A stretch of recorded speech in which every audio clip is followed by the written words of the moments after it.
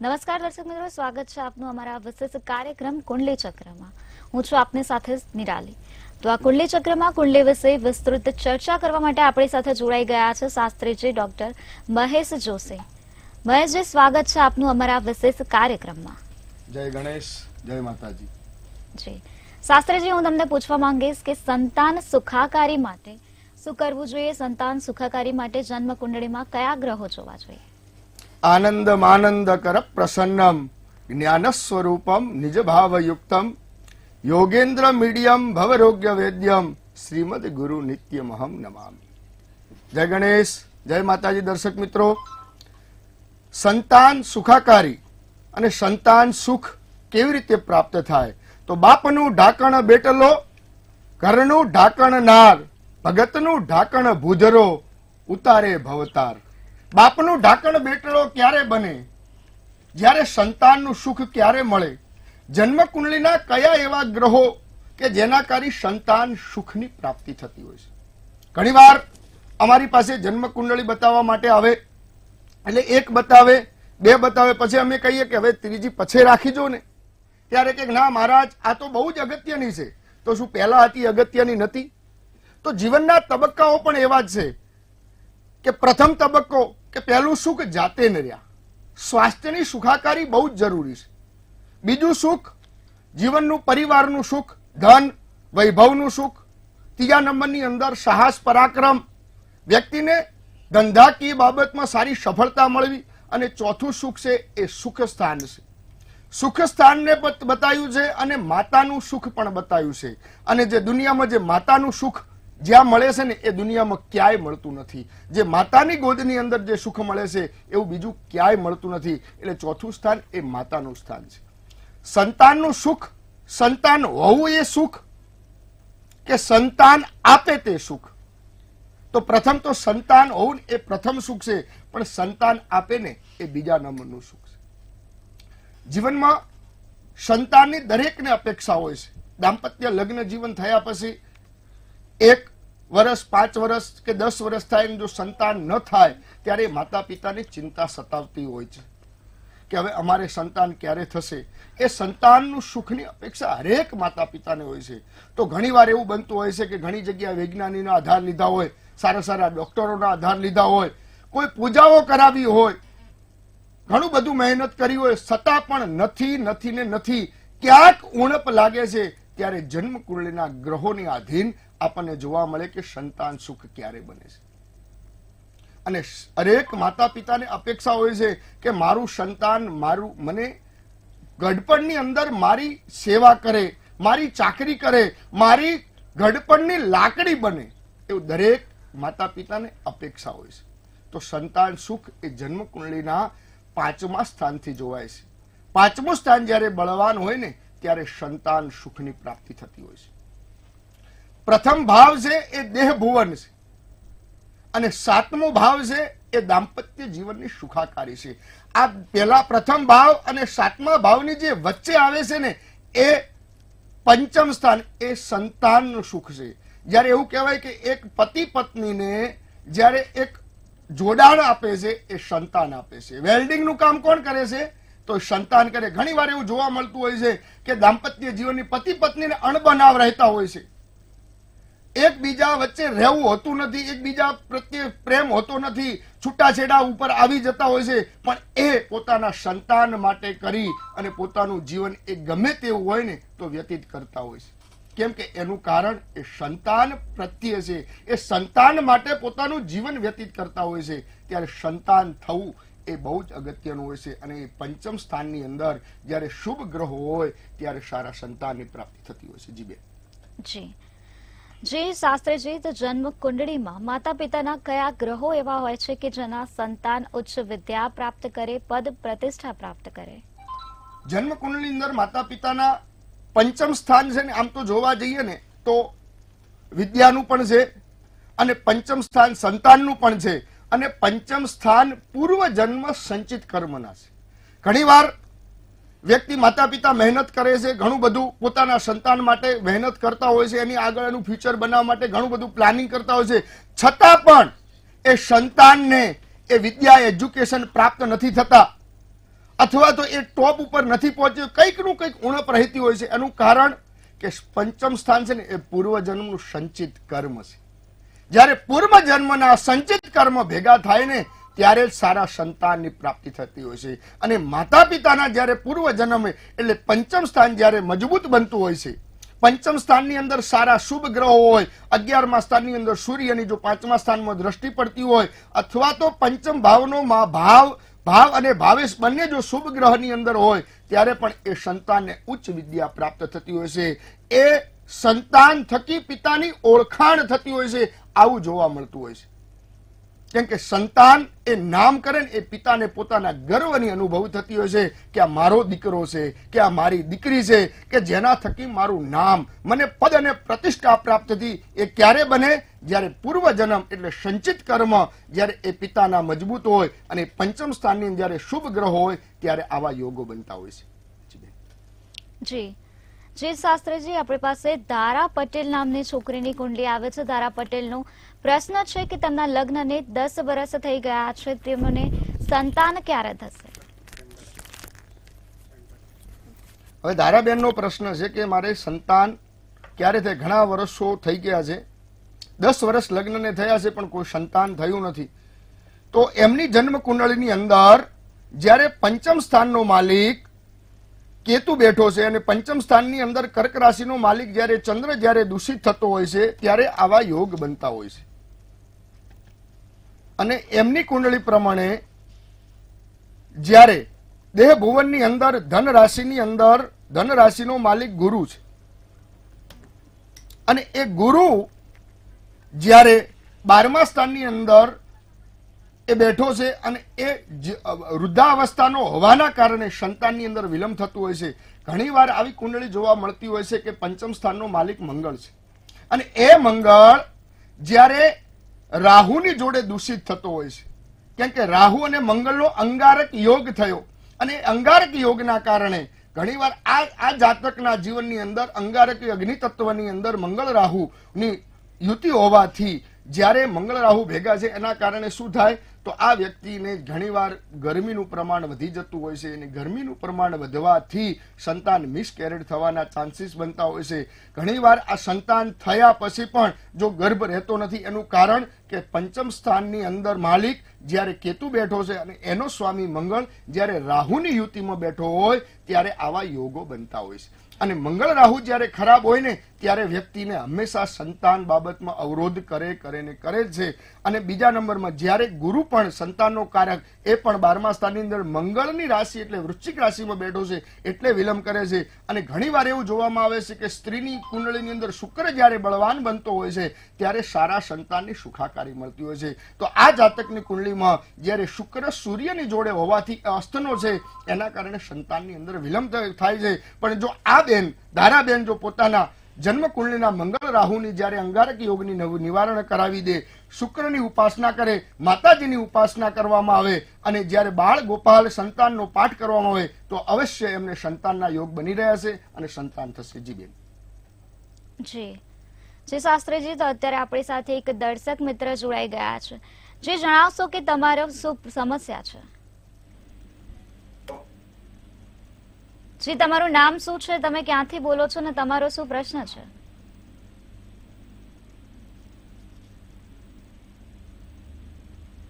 તમારો અવાજ નથી આવતો. લાગે છે દર્શક મિત્ર સાથે સંપર્ક નથી થઈ રહ્યો. તો શાસ્ત્રીજી, હું તમને બીજો પ્રશ્ન પૂછવા માંગીશ કે ભરતભાઈ પટેલની કુંડલી આપણી પાસે આવે છે. ભરતભાઈ પટેલ મુંબઈથી છે. ભરતભાઈ પટેલનો એ પ્રશ્ન છે કે તેમના લગ્ન ક્યારે થશે, તેમના લગ્નનો યોગ ક્યારે આવશે અને તેમના લગ્ન થવામાં વિલંબ કેમ થઈ રહ્યા છે? ભરતભાઈની કુંડલીની અંદર વૃષભ લગ્ન છે અને લગ્ન દેહ ભુવનની અંદર સૂર્ય છે. પુરુષની કુંડળીની અંદર જ્યારે ગુરુ અને સૂર્ય બળ જોવામાં આવે છે, શુક્ર બળ જોવામાં આવે છે, ત્યારે ભરતભાઈની જન્મ કુંડળીમાં સપ્તમ સ્થાનનો માલિક મંગળ જ્યારે એકાદશ ભુવનની અંદર નીચ રાશિનો થઈ અને જ્યારે બેઠો હોય છે ત્યારે આવા પ્રશ્નો બનતા હોય છે.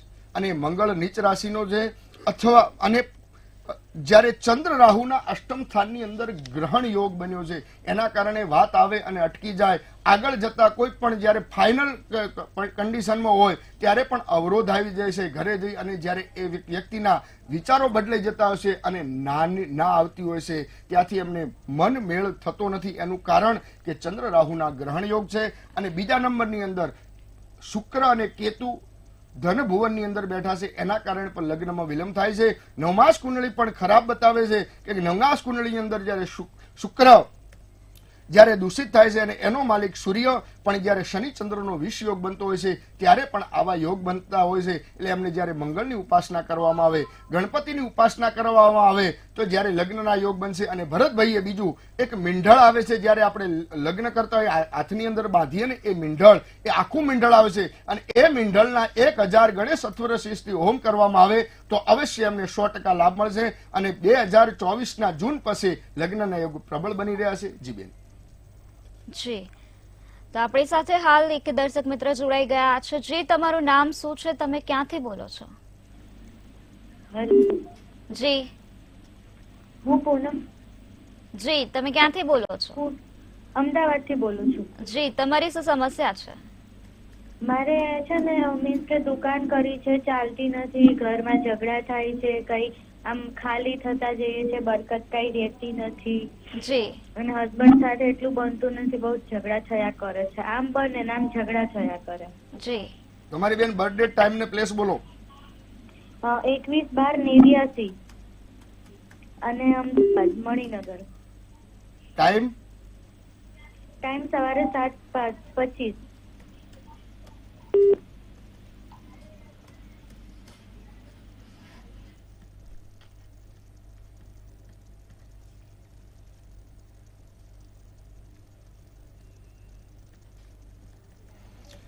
બેન, તમારી કુંડળીની અંદર દેહ ભુવનની અંદર શનિ સૂર્યની યુતિ છે અને શનિ બુધની યુતિ છે અને સપ્તમ સ્થાનની અંદર ગુરુ એ બેઠો છે. એના કારણે દાંપત્ય જીવનમાં અણબનાવ બને છે, પતિ પત્ની વચ્ચે મિસઅન્ડરસ્ટેન્ડિંગ રહે છે. એકબીજાના વિચારો જ્યારે સેટ નથી થતા, મેચ નથી થતા ત્યારે આવું બનતું હોય છે. અને બીજા સ્થાનની અંદર બેન શુક્ર રાહુ બેઠા છે એટલે તમે તમારે વાણી ઉપર કંટ્રોલ રાખજો. ત્યારે વાણી ઉપર જ્યારે કંટ્રોલ રાખશો ત્યારે બંને વચ્ચે તમારે પ્રેમ મિલાપ રહેશે. તમારું વક્તવ્ય બહુ ખરાબ છે, તમે જે બોલો છો એ ખરાબ વર્તન બોલો છો, એના કારણે તમારે આ દાંપત્ય જીવનમાં આવું થાય છે. બીજા નંબરની અંદર જ્યારે કર્મ ભુવનનો માલિક બુધ જ્યારે શનિની યુતિમાં બેઠો છે એટલે તમે જે પણ વ્યવસાય કરો છો એમને તમને સફળતા નથી મળતી. એનું કારણ કે જ્યારે બુધ દૂષિત જાય છે, બુધ માટે કરી ભગવાન વિષ્ણુની ઉપાસના કરો, વિષ્ણુની પૂજા કરો અને બુધના જપ કરો. ઓમ બ્રામ બ્રીમ બ્રોમ સ બુધાય નમઃ એ મંત્રનો જપ કરો તો અવશ્ય આપણે 100% સારું ફળ મળશે અને તમને સફળતા અવશ્ય મળશે. 2024ની જૂન પછીના યોગો સારા બન્યા છે અને ફેબ્રુઆરી પછી પણ જો તમે ધંધાની અંદર તમને સફળતા તમારી કુંડળી દરમિયાન બતાવી રહ્યું છે. જી બેન. જી, જી પૂનમબેન, તમારો કોઈ બીજો પ્રશ્ન છે? તો અત્યારે વધુ એક દર્શક મિત્ર આપણી સાથે જોડાઈ ગયા છે. જે તમારું નામ શું છે? મારું નામ છે યશરાજસિંહ. હું અમદાવાદથી બોલું છું. મારે વિદેશ શોખ છે કે નહીં? બોલું નામ. જી, તમારું નામ બોલો તો ફરીથી. યશરાજસિંહ. યશરાજસિંહ. જી, તમારી શું સમસ્યા છે? મારે લગ્ન યોગ અને વિદેશ જવાનું છે કે નહીં એ પૂછવું હતું. જી, તમારો બર્થ ડેટ બતાવશો અને તમારો જન્મનો સમય? હા, જન્મનો સમય છે 11:30 વાગે અને જી. મારો જન્મનો દિવસ છે 2026/11. 26/11. Birth year? મારી તારીખ છે 24, મહિનો છે 11 અને સાલ છે 2000. 24/11/2000. જી, ટાઈમ શું કીધું? અને તમારો જન્મનો સમય? 11 થી સવારે 11:30 સવારે કે સાંજે? બપોરે. બપોર. જી, પ્લેસ અમદાવાદ. જી, તમે અમદાવાદ થી બોલો છો? અમદાવાદ. જી,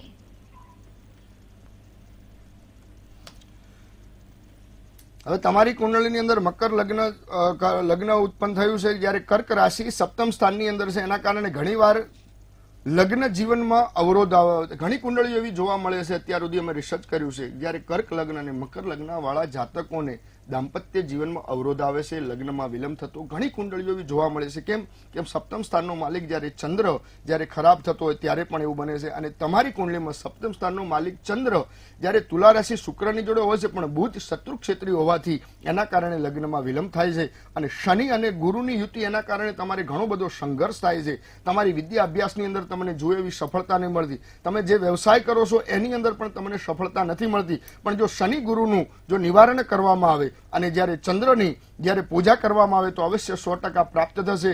અને ચંદ્ર માટે તમે સોમવાર કરો તો પણ આપને અવશ્ય સારું ફળ મળશે. ભગવાન શિવની આરાધના કરો, શિવજી ઉપર જળ અને દૂધથી અભિષેક કરવાથી પણ આપણે 100% અવશ્ય ફળ પ્રાપ્ત થશે. જી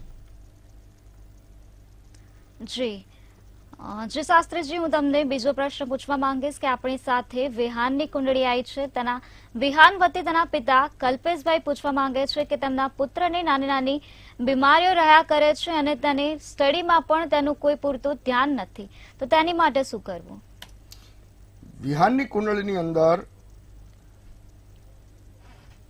વૃષભ લગ્નની કુંડળી ઉત્પન્ન થાય છે. અને વૃષભ લગ્નની અંદર જ્યારે શુક્ર જ્યારે દૂષિત થતો હોય ત્યારે આવું બનતું હોય. સપ્તમ સ્થાનની અંદર જ્યારે શુક્ર અને રાહુની યુતિ છે અને જ્યારે શુક્ર રાહુની યુતિ સપ્તમ સ્થાનમાં હોય એટલે સુખાકારીમાં ઘણી બધી સમસ્યાઓ રહેતી હોય છે. પૃથ્વી તત્વનું લગ્ન હોય અને એનો માલિક જ્યારે અષ્ટમ સ્થાનની અંદર કે સપ્તમ સ્થાનની અંદર જ્યારે દૂષિત થતો હોય ને ત્યારે પણ ઘણીવાર આવું બનતું હોય છે. કેમ કે કફ પ્રકૃતિનું શરીર હોતું હોય છે અને કફ પ્રકૃતિના કારણે શરદી કફ રહેતું છે, સિઝનેબલ બીમારી રહેતી હોય છે. એના કારણે વ્યક્તિને આરોગ્યની સમસ્યા રહે છે. તો સમસ્યા માટે શુક્ર રાહુ અને બુધનું જ્યારે નિવારણ કરવામાં આવે તો 100% પ્રાપ્ત થાય. દેહ ભુવનની અંદર ચંદ્રકેતુનો ગ્રહણ યોગ છે. ચંદ્રકેતુના ગ્રહણ યોગની અંદર પણ વ્યક્તિને આરોગ્યનું પ્રોબ્લેમ ઊભા થતા હોય છે. અને આરોગ્ય બાબતમાં એના કારણે વ્યક્તિને જ્યારે એક્ઝામ આવતી હોય છે ત્યારે એક્ઝામના ટાઈમે પ્રશ્ન ઊભા થતા હોય છે, આરોગ્ય ખરાબ થતું હોય છે. એના કારણે જુએ એવું રિઝલ્ટ નથી આવતું. જો ચંદ્ર રાહુના ગ્રહણ યોગનું જો નિવારણ કરવામાં આવે, બુધ અને રાહુ અને શુક્રનું જો નિવારણ કરવામાં આવે તો અવશ્ય 100% એમને ફળ પ્રાપ્ત થશે. અને એ વિદ્યા એ બાબાને જે પણ પ્રોબ્લેમ છે એનું સોલ્યુશન અવશ્ય આવશે. અસ્તુ.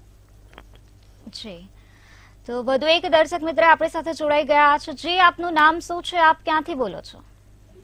જી, મારું નામ રાહુલ છે. સુરતથી બોલું છું. ક્યાંથી બોલો છો આપ? સુરત. સુરતથી બોલો છો. જી, આપની શું સમસ્યા છે? મારા ભાઈના લગ્ન નહીં થતા 5 વર્ષથી. જી, તો જન્મ તારીખ અને જન્મનો સમય? 17/8/1996.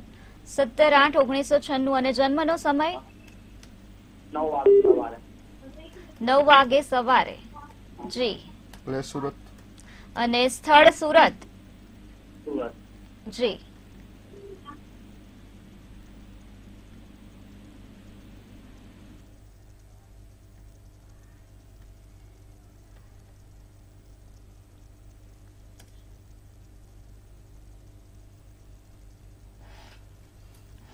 જન્મ કુંડળીની અંદર સપ્તમ સ્થાનની અંદર પણ શુક્ર અને કેતુની યુતિ હોવાથી આ દાંપત્ય જીવન ખરાબ થતું હોય છે. શનિ કેતુનો શ્રાપિત યોગ બને છે. એના કારણે કોઈ વાત આવે અટકી જાય છે. શ્રાપિત યોગ જ્યારે વ્યક્તિને ઘણીવાર એવું જોવા મળે છે કે 7મા સ્થાનની અંદર શનિ બેઠો હોય ત્યારે લગ્નમાં વિલંબ કરાવરાવતો હોય છે. વ્યક્તિને પોતાના કરતા મોટી ઉંમરનું પાત્ર મળતું હોય છે. એના કારણે શનિ કેતુના શ્રાપિત યોગનું નિવારણ કરવું બહુ જરૂરી છે. જો તમે શ્રાપિત યોગનું જો નિવારણ કરાવશો અને બીજું કે અર્ક વિવાહ નામની સૂર્યનારાયણની પુત્રી સાથે જો આ ભાઈના જો લગ્ન કરવામાં આવે તો પણ 100% એમને લગ્નનો યોગ બનશે. શ્રાપિત યોગ અને અર્ક વિવાહ કરાવશો તો અવશ્ય 100% ફળ પ્રાપ્ત મળશે. શુક્ર મંગળની યુતિ છે એના કારણે ઘણીવાર પ્રેમ સંબંધના યોગો બનતા હોય છે. પણ જો એ કરવા જશો તો અવરોધ આવશે. કેમ કે સપ્તમ સ્થાન દૂષિત થાય છે. શુક્ર મંગળ એટેચમેન્ટ આપશે પણ સફળતા નહીં આપે. પણ જો શ્રાપિત યોગનું નિવારણ કરાવો, અર્ક વિવાહ કરાવો તો 100% આપને અવશ્ય સારું ફળ મળશે. જી. તો વધુ એક દર્શક મિત્ર આપણી સાથે જોડાઈ ગયા છે. જી, તમારું નામ શું છે? તમે ક્યાંથી બોલો છો? મારું નામ પ્રકાશ જાની છે. હું અમદાવાદથી બોલું છું. જી, તમારો જન્મ સમય અને તમારી જન્મ તારીખ શું છે અને તમારી સમસ્યા શું છે? મારો જન્મ તારીખ છે 16/11/1979. જી. અને જન્મ સમય છે રાતના 1:30. જી. અને મારે સમસ્યા એ છે કે તમારું સ્થળ અમદાવાદ? ના, જન્મ સ્થળ પોરબંદર છે. જી. અને તમારી સમસ્યા શું છે? સમસ્યા એ છે કે છેલ્લા 2021 થી જ દેવું બહુ વધી જાય છે, પૈસાનો જી. બહુ ખર્ચો થઈ જાય છે, માનસિક ટેન્શન રહ્યા કરે છે, નોકરીમાં છે મારે મનગમતી જગ્યાએ ટ્રાન્સફર જોઈએ છે એ નથી થતી, અને પૈસા બહુ જ ખર્ચો થઈ જાય છે એમ બનતા નથી. જી, હવે તમારી કુંડળીની અંદર સિંહ લગ્ન ઉત્પન્ન થયું છે અને જ્યારે 10મા સ્થાનની અંદર શુક્ર જ્યારે દૂષિત થતો હોય ત્યારે પણ આવું બન્યું. શનિ શુક્રની જોડી છે, એના કારણે કર્મભુવન ખરાબ, કર્મભુવનનો માલિક શુક્ર ખરાબ છે, એના કારણે તમને નોકરીની અંદર સફળતા નથી મળતી. તમે ત્યાં મહેનત વધારે કરો છો પણ તમને ત્યાં કોઈ સફળતા મળતી નથી, તમારું નામ થતું નથી, કામ તમે કરો છો અને ફળ બીજા લઈ જાય છે. અને 6ઠ્ઠા સ્થાનની અંદર રાહુ છે, એ રાહુ તમને વ્યક્તિને સફળતા નથી અપાવવા દેતો, ટોચ ઉપર નથી જવા દેતો, એના કારણે પણ આ પ્રશ્ન બને છે. ત્યારે સૂર્ય મંગળનો અંગારક યોગ અને શનિ શુક્રનું જ્યારે તમારે નિવારણ કરવામાં આવશે તો 100% આપણને સારું ફળ મળશે અને તમારા નોકરીની અંદર પણ તમને સારી સફળતા મળવાના યોગ બન્યા છે. પણ સૂર્ય મંગળનો અંગારક યોગ અને શનિ શુક્રનું જોડે અને રાહુનું જો નિવારણ કરશો તો આપણને 100% સારું ફળ મળશે. જી જી જી શાસ્ત્રીજી, તો આપણી પાસે પ્રિયા શેઠની કુંડલી આવે છે અને પ્રિયાનો પ્રશ્ન છે કે મારા લગ્નનો યોગ ક્યારે આવશે?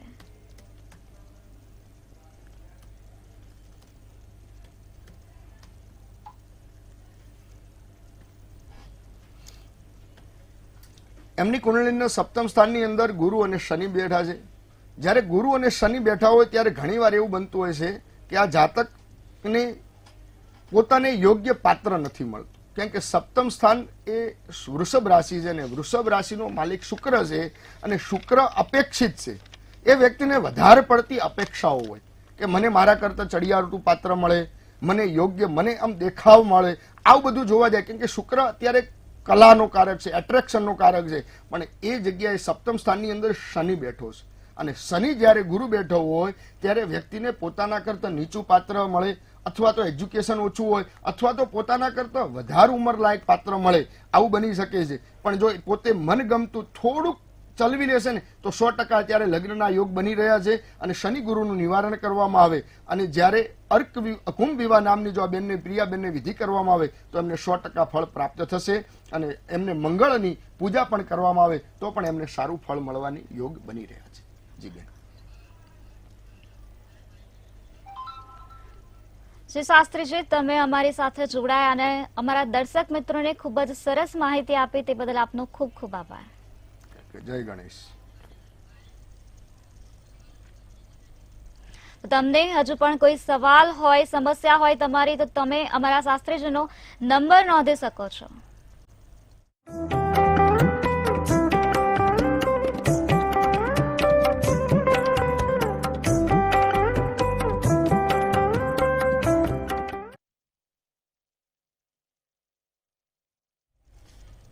તો હાલ કુંડલી ચક્રમાં બસ આટલું જ. નમસ્કાર.